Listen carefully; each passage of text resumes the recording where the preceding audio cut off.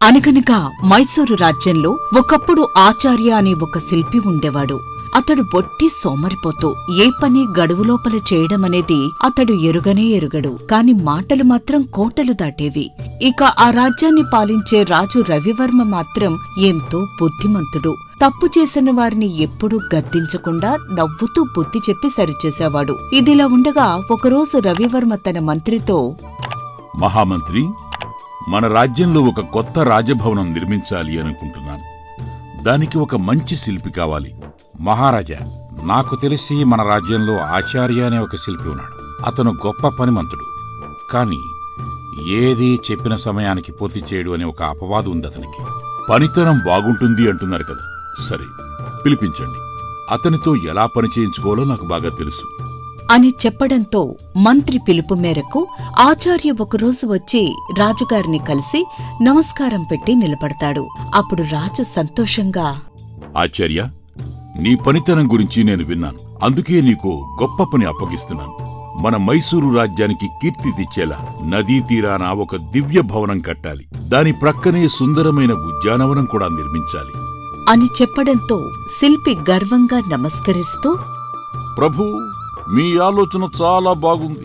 ఈ నదీ తీరాన నేను కట్టబోయే ఆ దివ్య భవనం చూసి యాత్రికులు తమ దేశాలకు వెళ్లి దీని అందచందాలను పొగడ్తలతో చెప్పుకుంటారు. కవులు తన్మయులైపోయి పద్యాలు కడతారు. దేశాలు, రాజ్యాలు ఈ భవనాన్ని చూసి అయ్యో మాకిలాంటిది లేకపోయింది అని అసూయ పడతాయి అని తాను కట్టబోయే సౌధం గురించి గొప్పగా చెబుతాడు ఆచార్య. దాంతో ఆ మాటలకు రాజు రవివర్మ నవ్వుతూ, నీ మాటలు విని నా మనసు సంతోషించింది శిల్పి. కాని గుర్తుంచుకో, మాటలు చెప్పడం ఒకటి, పని చేయటం వేరొకటి. మాటలతో కాదు, శ్రమతోనే భవనం కడతారు. 4 ఏళ్లలో ఈ భవనం పూర్తవ్వాలి. నువ్వు ఈ పని చేయగలవని నమ్మి నీకు అప్పగిస్తున్నాను అని సున్నితంగా హెచ్చరిస్తూ రవివర్మ అతనికి పనిని అప్పగిస్తాడు.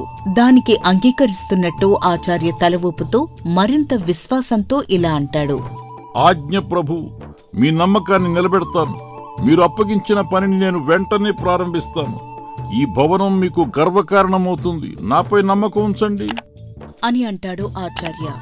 దాంతో రవివర్మ అతనికి పని అప్పగిస్తాడు. కాని ఆ శిల్పి మాటలు మాత్రమే చెప్పి చేతులతో ఆ పని చేయడంలో సోమరితనంగా, అలక్ష్యంగా వ్యవహరిస్తాడు. అలా ఆ నదీ తీరం వద్ద చెట్ల నీడలో కార్మికులు కూర్చుని మాట్లాడుకుంటూ ఉంటారు. ఆచార్య ఒక పెద్ద రాతిపైన కూర్చుని చేతిలో తాటి ఆకుతో తన చిత్రం తానే గీసుకుంటూ కార్మికులతో గొప్పలు చెబుతూ ఉంటాడు. చుట్టూ ఎక్కడా పని జరుగుతున్న వాతావరణమే కనిపించదు. అయ్యా, మీరు ఈ చేయలు చెప్తే త్వరగా పని ప్రారంభిద్దామయ్యా. రాజుగారు ఇది 4 ఏళ్లలో పూర్తి చేయాలి అని గడువు విధించారు కదా. చేద్దాం. దానికంత తొందర ఎందుకు? అయినా 4 ఏళ్ల సమయం ఉంది కదా, నెమ్మదిగా మొదలుపెట్టి పూర్తి చేద్దాంలే అని అంటాడు ఆచార్య. అయితే అలా 1 సంవత్సరం గడిచిపోతుంది. అప్పటికి భవనం పనులు ఇంకా ప్రారంభం కూడా కావు. దాంతో రవివర్మ ఒకరోజు ఆచార్యను పిలిచి ఇలా అడుగుతాడు, ఏం ఆచార్య, నేను అప్పచెప్పిన పని ఎంతవరకు వచ్చింది? పనులన్నీ మొదలుపెట్టినట్టేనా? అంతా సక్రమంగా జరుగుతోంది కదా? మహారాజా, మీరేం ఆందోళన చెందొద్దు. ఈ ప్రపంచంలోనే ఒక అద్భుతమైన భవనాన్ని మనం నిర్మించబోతున్నాం. సరిగ్గా అనుకున్న సమయానికి ఆ పనిని పూర్తి చేసిస్తాను. ఇప్పుడంతా సక్రమంగానే జరుగుతోంది అని ఆ భవనం ఆరంభం కానప్పటికీ శిల్పి ఎప్పుడూ ఇంకా బాగానే ఉంది, ఇంకా సమయం చాలానే ఉంది అని చెప్పుకుంటూ వాయిదా వేస్తూ ఉంటాడు. 2వ ఏడు, 3వ ఏడు, 4వ ఏడు కూడా అదే పరిస్థితి. అంత వృధా. దాంతో చివరికి ఒకరోజు రాజు రవివర్మ తానే స్వయంగా అక్కడికి వెళ్లి తన కళ్లతో చూస్తాడు. రాజు దగ్గరికి రాగానే శిల్పి లేచి దండం పెట్టి నమస్కరిస్తాడు. ప్రభూ, రండి. మీ రాక వల్ల ఈ ప్రదేశం పావనమైంది. ఇదే ఆ స్థలం. నేను నిర్మించబోయే దివ్య భవనానికి తగింది. ఇక్కడ ఒకసారి భవనం కట్టాక దేశాల రాజులు చూసి అయ్యో మాకిది లేదు అని అసూయ పడతారు. యాత్రికులు తమ దేశాలకు వెళ్లి ఈ భవనం అందచందాలను పొగడ్తలతో చెప్పుకుంటారు. కవులు పద్యాలు రాస్తారు అని చెప్పి ఆచార్య ఉత్సాహంగా మళ్లీ అవే మాటలు పదే పదే చెబుతూ ఉంటాడు. దాంతో రాజుకు అసలు సంగతి అర్థమై అతనిపై కోప్పడకుండా అతనికి తగిన బుద్ధి చెప్పాలి అని నిశ్చయించుకుని చాలా సున్నితంగా నవ్వుతూ ఇలా అంటాడు, ఆహా, నీ కలలు ఎంత అద్భుతంగా ఉన్నాయి శిల్పి. నువ్వు చెప్పినట్టు వినగానే నా మనసు పులకరించింది. కాని నువ్వు ఇప్పటివరకు చేసిన పని చూపించు చూద్దాం అని అడగటంతో శిల్పి అక్కడ ఉన్న కార్మికులను రాళ్లను చూపిస్తూ ఇలా అంటాడు. ఇదిగోండి ప్రభు, ఈ రాతిపై నుంచే నేను ప్రణాళికలు గీయటం మొదలుపెట్టాను చూడండి. ఈ చోటు లోకమంతా చూసి ముచ్చటపడే దివ్య భవనంగా మారబోతోంది. ఈ వైపేమో సుందరమైన గోపురాలు, ఆ వైపు విశాలమైన ఉద్యానవనం, మధ్యలో అందమైన తటాకం. ఎంత అద్భుతంగా ఉంటుందో ఊహించుకోండి ప్రభు అని మళ్ళీ అవే మాయమాటలు చెప్పడం మొదలు పెడతాడు ఆచార్య. దాంతో మహారాజు చిరునవ్వుతో లోలోపలే అన్నీ అర్థం చేసుకుని, చూడటానికి నీ మాటల్లోనే ఈ భవనం అద్భుతంగా కనిపిస్తోంది శిల్పి. కానీ నిజంగా నిర్మాణం ఎక్కడుంది? రాళ్లు ఎక్కడ? స్తంభాలు ఎక్కడ? ఇప్పటి వరకు ఏం కట్టావు అని నేరుగా అతన్ని అడిగేసరికి ఆ శిల్పి తడబడి మాటలు వెతుక్కుంటూ, ప్రభూ, మహత్తరమైన భవనం నిర్మించడానికి ముందే సరైన స్థలాన్ని ఎన్నుకోవాలి. అందుకే ఈ స్థలాన్ని నేను జాగ్రత్తగా పరిశీలిస్తూ గడిపాను ప్రభు. ఇక ఈ ఏడాది పని వేగంగా జరుగుతుంది అని మాట దాటవేస్తాడు. దాంతో మహారాజు అతని కళ్లల్లోకి చూస్తూ, శిల్పి, నీ మాటలు విన్నప్పుడు నాకు ఒక రైతు కథ గుర్తొస్తుంది. దున్నే కాలంలో దున్నక, విత్తనాలు చల్లే కాలంలో చల్లక, నా భూమి ఎంత సారవంతమో చూడండి అని వచ్చిన వాళ్ళందరికీ తన సామర్థ్యం గురించి ఎప్పుడూ డాంబికాలు పలికేవాడంట రైతు. తీరా చూస్తే ఆ భూమి కలుపుతో నిండిపోయింది. మాటలతో కాదు, చెమటోడ్చి కష్టపడితేనే కదా ఫలితం వస్తుంది. ఇప్పుడు నీ మాటలు కూడా అలాగే ఉన్నాయి అని అనేసరికి ఆచార్య నిశ్శబ్దంగా తల వంచుకుంటాడు. కాని ఇంకా లోలోపల గర్వంతోనే ఉన్నట్టుగా కనిపిస్తాడు. దాంతో మహారాజు మళ్ళీ ఇలా అంటాడు. ఆచార్య, నువ్వు చెప్పిన మాటలు, నీ కలలు నిజమవ్వాలంటే పనిలో శ్రద్ధ అవసరం. పద, మొత్తం ప్రాంతమంతా తిరిగి చూద్దాం అని ఆ నదీ తీరం వద్ద అసంపూర్తిగా ఉన్న గోడలు, సగం చెక్కిన స్తంభాలు, ఇసుక మేట్లు కనిపిస్తూ ఉండగా రాజు కొంచెం కూడా అతనిపై కోపం చూపించక ప్రశంసలతో అతనికి పాఠం చెప్పాలని అనుకుంటాడు. ఆహా, ఆచార్య, నువ్వు ఎంత గొప్పవాడివయ్యా. చూడటానికి ఈ భవనం అద్భుతంగా కనిపిస్తోంది. చూడటానికి 2 కన్నులు చాలవు. ఇంత త్వరగా కట్టేశావా? నిజంగా నీ ప్రతిభను నేను మెచ్చుకుంటున్నాను అని వెటకారంగా అంటాడు మహారాజు. అయితే అది అర్థం చేసుకోలేని ఆ శిల్పి రాజు తన్ని పొగుడుతున్నాడు అనుకుని ఆనందంతో ఉబ్బి తబ్బిబ్బైపోతూ, ప్రభూ, ప్రభూ, నా కష్టాన్ని మీరు గుర్తించినందుకు నాకు చాలా గర్వంగా ఉంది. ఇంకా మీరు చూస్తే ఈ భవనం లోపలి గదుల్లో సింహాసనాలు, చిత్రకళలు, శిల్పాలతో మెరిసిపోతూ ఉంటాయి అని తన ఊహల్లో ఉన్న చిత్రాలను మహారాజుకు వివరిస్తాడు ఆ శిల్పి. దాంతో రాజు ఇలా అంటాడు. అద్భుతం, అమోఘం. నువ్వు కట్టిన ఈ భవనంలో నేను ఇప్పుడే పర్యటన మొదలు పెట్టాలి అనుకుంటున్నాను. ఆచార్య, నువ్వే ముందుగా నడుస్తూ నాకు ఒక్కొక్క భాగం చూపించాలి. ఆజ్ఞ ప్రభు. పదండి, మన భవనంలోని వైభవం మీరు చూస్తూ చాలా ఆనందపడతారు. అలా వాళ్ళిద్దరూ నడుస్తూ ముందుకు సాగుతారు. అలా కాసేపటి తర్వాత శిల్పి ఒక్కసారిగా ఆగిపోతాడు. ముందు ఒక లోతైన నీటిగుంట ఉంటుంది. దాంతో భయపడి, ప్రభు, ప్రభు, ఇక్కడ నీటి కుంట ఉంది. ఇంకా దారి సరిగ్గా వేయలేదు. మనం మరొక దారిలో వెళ్ళాలి అని అంటాడు ఆచార్య. అతనికి గుణపాఠం చెప్పడానికి ఇదే సరైన సమయమని భావించిన మహారాజు చిరునవ్వు నవ్వుతూ, ఏమిటి శిల్పి, నాకు ఇక్కడ ఎక్కడా నీటి కుంట కనిపించడం లేదే. ఇక్కడ ఒక చక్కటి కాలిబాట కనిపిస్తోంది. ముందుకు నడు అని అంటాడు మహారాజు అక్కడ ఉన్న నీరు తనకి కనిపించినట్టు నటిస్తూ. దాంతో ఆ శిల్పి భయంతో, కానీ ప్రభు, కింద నీళ్లున్నాయి. ఇది సురక్షితం కాదు. నాకు కనిపిస్తున్నది ఒక చదునైన మార్గం, ఆపై ఒక అద్భుతమైన భవనం. నువ్వు నడవాలి. రాజాజ్ఞను పాటించక తప్పదు అని గంభీరంగా అంటాడు రాజు. దాంతో ఆచార్య చుట్టూ చూస్తాడు. రాజు గంభీర స్వరం, భటుల చూపులు చూసి ఇక మాయమాటలకు తావు లేకుండా ముందుకు నడుస్తాడు. ఆ తర్వాత క్షణంలోనే అతడు ఆ నీటిలో పడిపోతాడు. నీటిలో తేలియాడుతూ ఊపిరాడక ప్రాణం కోసం పోరాడుతూ ఉంటాడు. అప్పుడు రాజభటులు అతన్ని బయటికి లాగి కాపాడుతారు. శిల్పి వణికిపోతూ ఒడ్డుకు చేరుకుంటాడు. అప్పుడు రాజు నవ్వుతూ, అద్భుతం శిల్పి, ఇంత అందమైన స్నానవాటిక నిర్మించడం నీకే సాధ్యం. నీ ప్రతిభకు మేమందరం మెచ్చుకోవాలి అని అనగానే అక్కడ ఉన్న భటులు ఆ మాటలు విని గట్టిగా నవ్వుతారు. ఆచార్య సిగ్గుతో తల వంచుకుంటాడు. అలా మాయా ప్రశంసలతోనే రాజు ఆచార్యకు మొదటి పాఠం నేర్పిస్తాడు. ఇంకా అసంపూర్తి మండపం, గోడలు అలానే ఉంటాయి. స్తంభాలింకా పూర్తి కాలేదు. మధ్యలో సింహాసనం ఉండవలసిన చోట ఖాళీ స్థలం. రాజు, శిల్పి, రాజభటులు అక్కడికి వస్తారు. ఆ నీటిలోని అనుభవం తర్వాత కూడా శిల్పి తన తప్పును పూర్తిగా గ్రహించడు.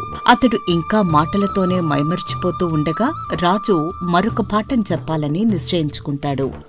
ఆచార్య, ఎంత అద్భుతమైన మండపం కట్టావయ్యా! చూస్తే చిలుక బొమ్మలు, నెమలి నృత్యాలు, పూలలతలు అన్నీ స్పష్టంగా కనిపిస్తున్నాయి. సింహాసనం ధగధగలాడుతూ మెరుస్తుంది. ఇదిగో అక్కడే ఉంది, దానిపై వెళ్లి కూర్చో. నీ ప్రతిభను నేను గౌరవిస్తున్నాను అని అనగానే అక్కడ లేని సింహాసనాన్ని చూపిస్తూ మహారాజు అనడంతో ఆ శిల్పికి అసలు సంగతి అర్థమై ఆందోళనగా తల ఊపుతూ, మహారాజా, మహారాజా, ఇంకా ఈ మండపం పూర్తిగా తయారవ్వలేదు మహారాజా. ఇప్పుడు సింహాసనం కూడా లేదు.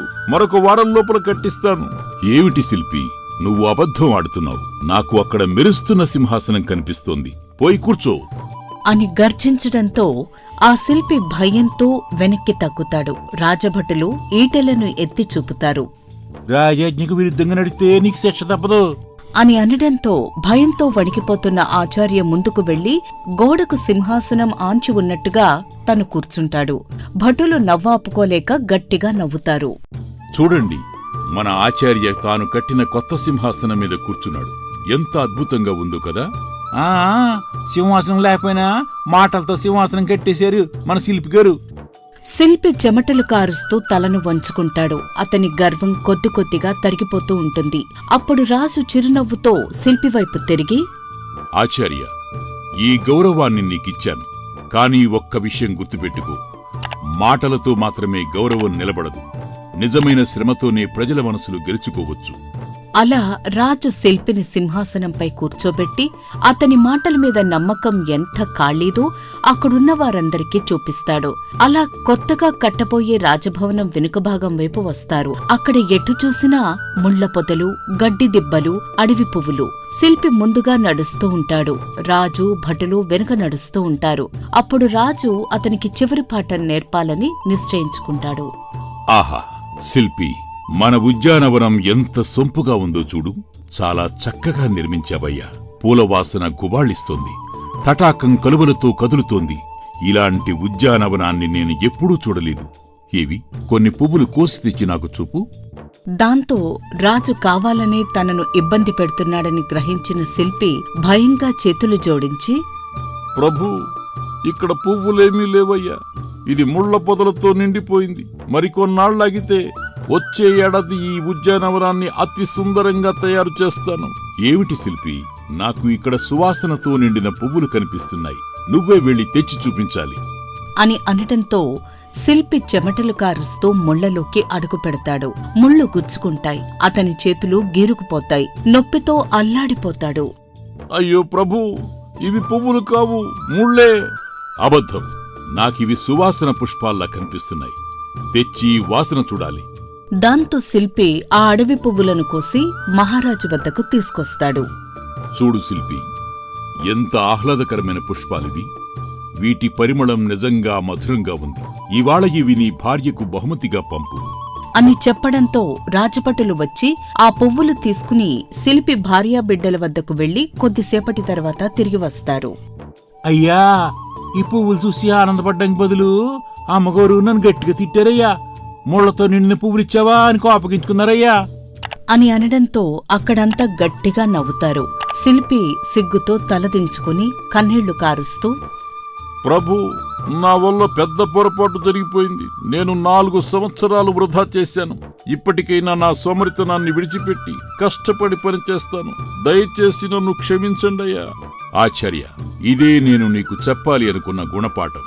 మాటలతో గౌరవం రాదు, కష్టంతోనే ప్రతిష్ఠ వస్తుంది. ఇకపై నీ ప్రతిభకు కృషి కలిపితే నువ్వు గొప్పవాడివవుతావు. రాజు రవివర్మ చెప్పిన పాఠం ఆచార్య మనసులో ముద్ర వేసుకుంటుంది. ఇకపై మాటలతో కాకుండా చెమటోడ్చి కష్టపడాలని అతడు ప్రతిజ్ఞ చేస్తాడు. నెలలు కొద్దీ శ్రమించి తన ప్రతిభను నేర్పును చూపిస్తాడు.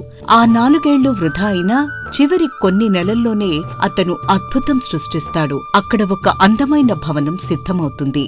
రాజు, మంత్రివర్గం, ప్రజలు ఆ భవనాన్ని చూడ్డానికి వస్తారు. శిల్పి వినయంతో ముందుకు వచ్చి దండం పెడతాడు. ఆచార్య, ఇప్పుడు నా కళ్ల ముందు నిలిచిన ఈ భవనం నువ్వు చెప్పిన దానికన్నా అద్భుతంగా ఉంది. ఈ ఉద్యానవనం పరిమళం గాలిలో వ్యాపిస్తోంది. నువ్వు నిజంగా నీ ప్రతిభను నిరూపించుకున్నావు. ప్రభు, నేను 4 ఏళ్లు మాటలతో వృధా చేశాను. కానీ మీరు చెప్పిన పాఠం నన్ను మేల్కొల్పింది. ఇప్పుడు గ్రహించాను, మాటలతో కాదు కష్టంతోనే నిజమైన కీర్తి వస్తుంది అని. సోమరితనం మనల్ని ఎప్పటికీ పైకి తీసుకువెళ్లదు. శ్రమ, పట్టుదల, నిజాయితీ ఇవే మన విజయానికి దారి. నేడు అది నువ్వు గ్రహించావు. నాకు అది చాలు. ఇక నీ ప్రతిభకు తగిన బహుమతి లభిస్తుంది అని మహారాజు ఆ శిల్పికి బంగారు కిరీటాన్ని బహుకరిస్తాడు. శిల్పి ఆనందంతో కన్నీళ్లు కారుస్తాడు. అలా ఒక సోమరి శిల్పి ఆచార్య రాజు రవివర్మ చెప్పిన గుణపాఠంతో కష్టపడి మైసూరు రాజ్యానికి చిరస్మరణీయమైన అద్భుతాన్ని నిర్మిస్తాడు. ఆ రోజు నుండి ప్రజలందరూ గ్రహిస్తారు, కీర్తి మాటలతో రాదు, కష్టంతోనే వస్తుందని.